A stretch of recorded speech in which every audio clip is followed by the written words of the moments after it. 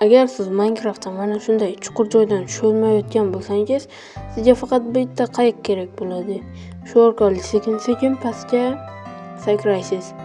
Masalan, hozir ko'rsatib beraman. Tiqilib qoldi-ku. Mana va yana. Ana. Villagerlar bilan trade qilayotganda ularning narsalari qimmat bo'ladi boshida. Agar siz villagerni zombiga aylantirsangiz va mana bunday qilib zombilarga yedirsangiz, u darhol zombi villagerga aylanadi. Unga kuchsizlik damlamasini otasiz va oltin olmadan yedirib qo'yasiz. U titrashni boshlaydi.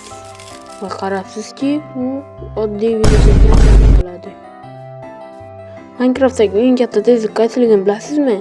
Masalan, men uchun albatta Pegasning tezligi eng past tezliklardan bittasi.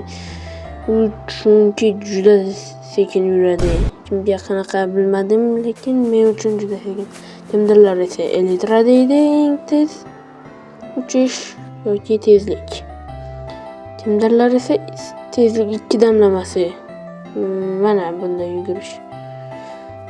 Lekin mening fikrimcha, bu eng katta tezlik mana bu komanda orqali olish mumkin bo'lgan Speed 255. Buni hozir qanday tez yugurishini mana.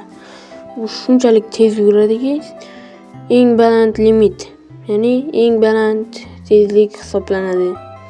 Agar ma'lumotlar qiziq bo'lgan bo'lsa, obuna bo'lish esingizdan chiqmasin va kanalga obuna bo'ling va like bosing. Hammaga xayr.